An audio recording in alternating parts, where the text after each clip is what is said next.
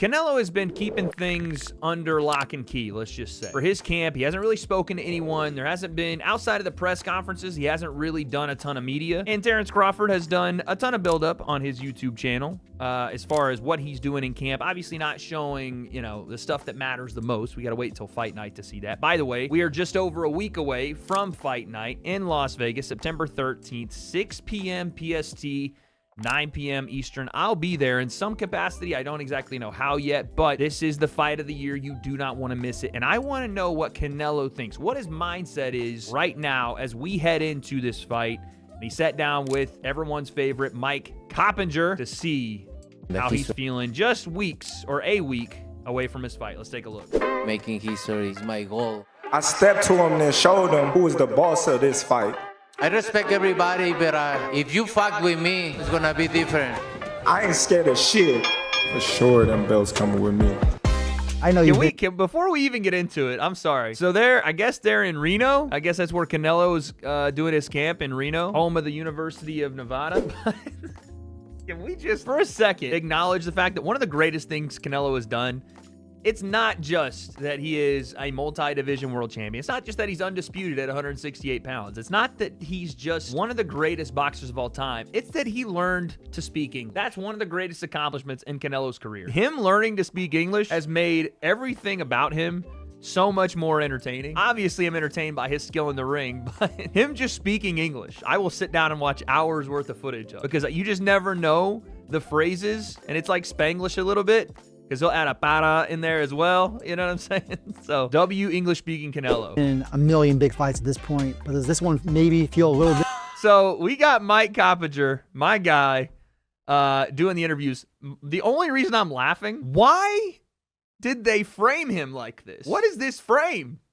They shot down on him, and like, it's just... I don't think I've ever seen this framing ever for an interview. Like, you'll see the way they frame Canelo, and it's great. And then they did my boy Mike Cop dirty. Different. No feel the same. Like, look at that frame. Look how good Canelo looks. And then you got this. Why would you do that? No feel the same, but for me, I'm being in this position, in this situation a lot of times. I think it's going to be the biggest fight in the history of boxing, because everybody's going to watch it. A new audience is going to watch. You're going to be defending your Ring Magazine Super Middleweight Championship yet again. You still have a chip on your shoulder, I feel, because people aren't giving you the same respect they used to after you have the performance that you know you're going to have, right? They can't deny you anymore. I don't know, but I don't give a fuck, too. So... This is what I'm talking about. Coppinger's like, yeah, you know, people may not be giving you the respect you deserve after that last performance, yada, yada. Canelo's like, I don't give a fuck. I don't think he does. I think Canelo is at the point in his career where he don't have to listen to shit. He don't have to listen to anybody about whatever they want to say. He's already done everything in the sport. And this isn't me glazing. It's just a fact. Canelo has fought the who's who. Sure, were all of them in their prime? No. But that's not his fault. He moved up in weight to fight some people. He sought out difficult opponents and matchups. You know, same way he was like, oh, Floyd didn't necessarily fight some of the best names in his resume at the best time in their career. Not his fault. Floyd went up and sought people out. So Canelo's sitting there like, yeah, I don't give a shit. And he's pretty much the only guy that can really say that right. I feel I'm the best, and that's it. I don't focus on if the people say or put me in the first position, I'm the best. I feel I'm the best. I'm doing because I love boxing. I called Canelo out because, like I said, he the last great fighter amongst the era that surpassed us. This is my mega fight. This is my moment. You didn't have much interest in this Crawford fight. You were saying that there wasn't much in it for you, and you pointed out that people will say that he was too small. What changed? I think he's one of the best fighters for more fun. No, he accomplished a lot of things too. Mexican with the American fighter is always big. When he fights you at Allegiant Stadium, Canelo's like, I knew the money was crazy. That's why he's like, yeah, I knew that the Mexican fighter versus the American fighter. Canelo can draw Allegiant Stadium. That's what it is. I mean, yes, there's the element of greatness involved as well. But Canelo knew he was getting a bag for this. Canelo knew that Terence had to do all the difficult stuff. Let's be honest about it. This is why I favor Canelo in the fight. Terence is the one moving up weight. Terence is the one going into unfamiliar territory. Terence is the one fighting up a level, not just in competition, weight, everything. No one on Terence Crawford's resume, again, even Errol Spence after the car crash, is as good as Canelo is even right now, let alone Canelo, 5 years ago, 6 years ago. So there's no concessions that Canelo has to make. There wasn't even a rehydration or anything like that. So Canelo's in there just doing what he normally does. And yes, Terence Crawford's a great fighter. I expect this to be a great fight. Fantastic. Back and forth. I still, flip-flop a little bit on who I think's going to win up until recently, and I've just kind of solidified that I think it's going to be Canelo. But still, this is everything Canelo wanted, as well as one of the greatest fighters in the world with Terence Crawford. Whereas Terence is having to go against the grain, go up to really 3 weight classes, fight for his first time at 168 for all the belts. It's incredible, dude. You have to give Terence Crawford the credit that he is willing to say yes to every, underdog point of this fight. He's done that. I imagine it's going to be, 55,000 plus screaming Canelo fans, right? Many from Mexico. How much do you think that's going to affect him, that big edge you have and experience fighting on that stage? Gonna be different for him, different in every single thing. We'll see how he handled that. You like to fight in... It's true. There's going to be a lot more different this time for Terence Crawford, even from the Errol Spence fight, and that was a big fight.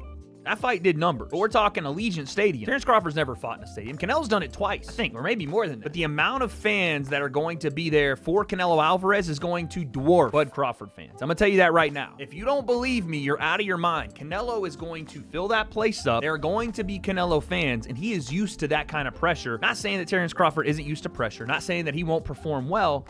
But make no mistake about it, he will be booed very heavily on Fight Night. That's my prediction. My prediction, this is going to be enemy territory. This is going to be a home game for Canelo. One, because Canelo has dominated Vegas now for a long time, and just because he's the bigger star. This is going to be a road game for Bud Crawford. He's treating it like that too, which I like. I'm not...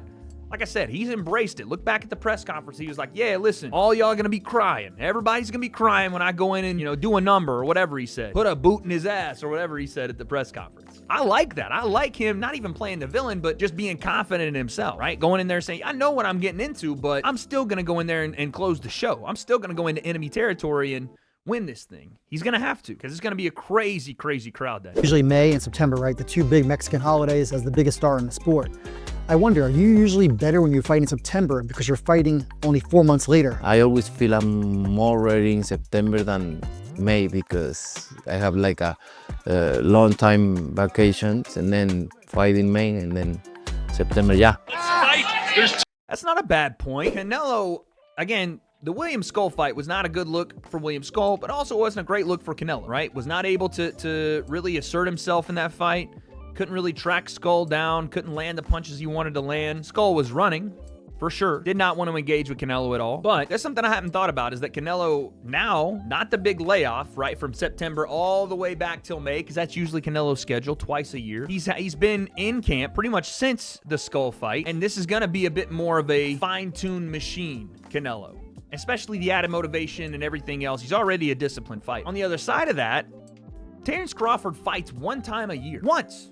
He is not a very active fighter, at least not for the longest time now. Let me see if I can pull up Terence Crawford's schedule. This, honestly, should be what you look at more than the whole weight talk, right? We shouldn't even be doing the whole, Canelo's the bigger man stuff. I do think the weight is a big issue because of the fact that Terence Crawford has never fought at the weight. That's why I think it's a big issue, not because Canelo's so much bigger. But when you take a look, since 2020, and really the end of 2019, you're seeing Terence Crawford fight pretty much once a year. December 2019, November 2020, November 2021, December 2022, July 2023, August 2024. 1, 2, 3, 4, 5, 6 fights in the last 6 years. 6 fights in the last 6 years. It'll be 7 and 7 by the time this one rolls around, but you get my point. Now, in that same time frame, you have Canelo, November 2019, December 2020, February 2021, May 2021, November 2021, May 2022, September 2022, May 2023, September 2023, May 2024, September 2024. So you have him 1, 2, 3, 4, 5, 6, 7, 8, 9, 10, 11 times since then. This will be number 12. So you have the Canelo staying somewhat, I wouldn't say fresh, but staying somewhat ready, keeping his body trained for boxing at the weight he is fighting at. So when you compound the fact that Canelo's already had a fight this year to get himself, switched on and back, his eyes seeing punches, all that stuff. Sparring, training, had a camp, had a fight, has another camp. This is Terence Crawford's first camp since the Madrimov fight. That's a massive deal to me. And I know it hasn't necessarily affected Terence Crawford in the past, but again, we talk about Terence Crawford at 147. We talk about him at 140. We all saw the Madrimov fight, and it wasn't the greatest performance from Terence Crawford at 154. Is that because he is really inactive and moving up in weight, or was that just an off night? These are things I don't have the answers to, but I'm going to tell you something. It matters. I think a lot of people would have said, listen, Crawford, go and get a fight at 168 before you fight Canelo. He's not doing that. Major risk. And the fact that Canelo's already had a fight this year, got his stinker of a performance out of the way, I don't know. I think it means a lot more than we're really giving it credit for. Not just the inactivity of Bud, but the fact that Canelo has already got a performance under his belt this year. Too much running around.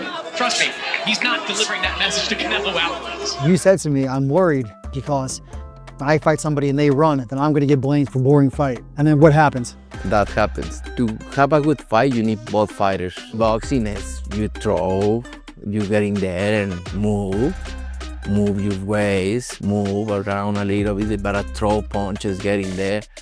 That's boxing. But when you have one fighter like we saw with the skull, like running and running, that's not that kind of fight you want, right? And it's very difficult to close that waist and everything. You close him, he jump right away. It's very difficult. What kind of style is that? The only Again, I will say, yes, it was a bad look for William Skull to fight the way he fought. But Canelo was not his sharpest on that night either. He was having trouble getting set and landing big power punches, mostly because a lot of his combinations were started with big power punches. There were moments where he went to the jab more. There were moments where he started to set things up and look a little better, but he was looking for massive, massive punches, and there wasn't a ton of output from Canelo. So, yes, William Skull was the reason that fight didn't look great. But Canelo also showed that, you know, if you do have some feet and you are able to move, and Canelo either can't track you down or doesn't want to open up or throw punches to set up him throwing the big power, then it's going to be a weird night. I'm not saying that Terence Crawford's going to fight like that, and I hope that he wouldn't, and I certainly hope that Canelo's not going to fight like that. Canelo better let go that lead hand. He better find some foundation with that jab, and he knows that. I honestly think that William Skull performance is a bit of Canelo just being lazy. I'm gonna be honest with you. And he can't do that versus Crawford, and I think he knows that, right? Just kind of big man, like he's like, whatever, William Skull, I'm just gonna do whatever I want to you, right? Like almost a lack of respect for Skull. I do want to see how much Crawford moves his feet, because everybody talks about the angle changing of Bud Crawford, an angle switch. He's gonna need to do that. But in the pocket, it's different from you know, moving laterally around the ropes. Canelo can still handle angle changing in the pocket, but maybe you expect like a Billy Joe Saunders-esque type of strategy from Bud Crawford. I don't know. It's gonna be interesting though. The only running that I'm gonna be doing is running upside his head, and I can assure you that. It's a good line. That was a good line from Bud. I liked that. Have any concern that there's going to be any running in this fight? I hope not. I think Crawford is not that kind of fighter. He's a different. He box, and I like that. I think you've had like, what is it, 9 or 10 fights in the same span. Crawford's had 4 fights. I imagine you get way more up for these bigger fights. Yeah, more, because it's motivate and discipline. So together is big, and it's very different mentality, you know. Motivation and discipline. Although it does feel like Canelo's offering a little bit of excuses for the William Skull fight. You can't make excuses for it. We saw what happened. It is what it is. Move on. I was the same mentality with William Skull, but I was in another country and this and that, very different. But this is different. You can feel it right away, and you know how big is this, how important is this for my legacy. At some point, do we see that rematch with Viejo? I know you've been looking for it, and I know it bothers you, right? You know you're better than what you showed. Right now, I'm focused 100% on Crawford. I don't think not even in vacation and anything. I don't thinking about anything else. I'm focused on Crawford, and then we'll see. We see that you. I don't know if I ever see Canelo fighting Dimitri Bivol again. I doubt it. I see the David Benavidez fight at some point, depending on how he does against Anthony Yard, potentially with Bivol. Artur Beterbiev in the trilogy, maybe. But I don't see why Canelo would go back to 175 and do it again. It was clear that his power wasn't carrying there. It was clear. I mean, the Kovalev fight it did, but that Kovalev, not Bivol. But it was clear that he was getting outboxed as well. Let's be honest. It wasn't just because Bivol was bigger. He was getting outboxed that night. Bivol's a slick Soviet-style boxer, man. So, yeah. I don't see that. Always work on strengthening your neck, and you're so good at riding the punches, right, to take off some of the sting. What was the moment in your career when you knew that you had a special chin? My training, obviously, but I born like that. I'm a special. That's what I know. I knew this since I started boxing. You knocked down Jermell Charlo. You knocked down Jaime Munguia. That jab. Same for Berlanga and for John Ryder. Little did he know a hook was coming around the corner. It seems like once these guys feel your power, they say, I'm not exchanging anymore. Do you think that's going to happen in this fight too? As soon he feels the power, he feels everything, it's gonna be the same. There's no way Crawford can hurt. Dang. Okay. And this is an interesting point as well. Like, we take a look at Canelo over the last couple of years. People talk about his performances, right? The fact that he couldn't stop John Ryder, the fact that he couldn't stop Edgar Berlanga, the fact that he couldn't stop Jaime Munguia. And I look at these performances. William Skull, different, and Charlo. Different. William Skull, that was just a bad performance. But when you look at those performances, he still won runaway victories those nights. I'm talking 11-1, 12-0 on some scorecard. And no, he wasn't able to knock him out, but then Mike actually makes a good point there talking about, okay, well, listen, when you saw the John Ryders, the Jermell Charlos, the Jaime Munguias, and Edgar Berlangas, when they got hit with real punches, Munguia came back and wanted some more. Fair play to him. Ryder wanted some more. But Jermell and Edgar Berlanga pretty much said, no, I don't want any part of that. No, I'm all good, man. I don't want any more of that smoke. And one thing that people don't realize at the highest level of boxing is that these guys are good enough to not get knocked out. If you're one of the best in the world, and even if you're not, if you're a high enough level boxer, you know how not to get knocked out. You know how to survive. And especially if you give it the old college try, get your shit clapped, and then go, yeah, you know, I don't want to do that again. You know how to survive, for the most part. Hurt you. We need to be very focused and be careful. By the way, this is what I expect out of Terence. No way Crawford can hurt you. I expect counter punching. I hope Canelo's not leaning like this. We need to be very focused. But look at that. After every punch he answers, and one miss, answer. be Answer. careful. So Answer. Anybody can carry you. I expect a lot of that. I want to see him firing in between because I think those are the openings. When Canelo does, we'll see what Canelo shows up. But if he shows up like he has over the last couple of fights, even if he's been dominant, I want to see Terence be precise in his counterpunching, firing in between and making Canelo miss with the big power punches. Boom, boom, boom. Get back to it, right? Pivot, whatever. Reset the action. That's where I think he could be successful. And that's when you're thinking about how Terence Crawford's going to win this fight, I think that is how he's going to do. By being able to punch in between Canelo's lower output since he's moved up in weight on his way to a decision victory. And you really, listen, Canelo Alvarez in Las Vegas. You really got to beat Canelo. So that is another way I think that Canelo can be exploited if he fights like he did versus Skull, versus Berlanga, versus some of the other bigger guys. I like that Terence Crawford is going to look to stay in range, counterpunch in between. The problem is Canelo might only have to land one or two to Terence Crawford's 2 or 3 because of the bigger power difference. And the more you engage with that and don't pull a William Skull and get away from it, the more dire the consequences can potentially be. As much as we don't want to sit here and say Canelo's power versus Terence Crawford's precision, it could really come down to that. It really could. Because if Canelo chops a right hand through while Terence Crawford's trying to make him miss and make him pay, that could be all she wrote. We've seen Terence Crawford get wobbled at 140. We've seen that. I saw Gamboa wobble. And Gamboa's a puncher. But Canelo's a puncher at 168. His power could be the difference. And a lot of people are picking him because of that. But if you're smart and you know how to box and everything, it's very difficult. Crawford is pretty strong for his weight. How much do you think that strength is going to play a part in this fight? I don't know. We'll see. But what I know is he's a good fighter, very smart fighter, and very disciplined. That's what Terence Crawford, again, at the lower weight classes, just picked people apart with. But what I know is he's a good fighter, miss, boom, very smart miss, fighter, boom, and very disciplined. He needs to get credit for that. Boom, miss, boom, boom. I am too. Are you looking for the knockout against Crawford? Sticking his nose in there and making people pay for missing him, right? Believing in his chin, believing in the dog inside him. He needs to get to credit be able for to that. Go, nope, check hook, hit you with that one, come back, left hand to the body, chop that across. Like, that is what Terence Crawford has made a living off of, is as soon as you throw, boom, I'm going. Hooks, straight punches, counter, check hook, all that. So that is, again, what makes this fight interesting is that Crawford has great eyes and he has great anticipation, and his counter punching is usually pretty damn sharp. You watch the Spence fight and he lands some counter punches you didn't even see. I was like, my goodness. Are you looking for the knockout against Crawford? I think every fighter looking for the knockout. If they say no, they are lying. You mentioned one elite fighter. Just one. So when I beat you, is you gonna be a nobody? When I stump a mud hole in your ass, is you gonna be a nobody? You gonna be just Terence talking crazy. When he stomps a mud hole? Okay. like everybody else. Watch. I say before, he's a great fighter. But if you look at his career, mention one elite fighter.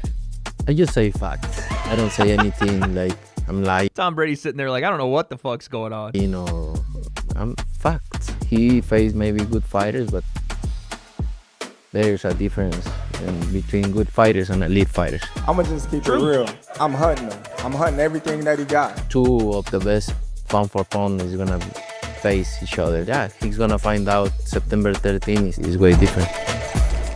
All right, there's so much more to get to with this Canelo Crawford fight. I think I'm going to be making videos about how Terence wins and how Canelo wins in the lead up to next week, so stay tuned for those. If you guys are new here, subscribe to the channel. What happens on September 13th? I don't have those answers. I'm leaning Canelo, but that could change. And on fight night is the only time we'll really find out.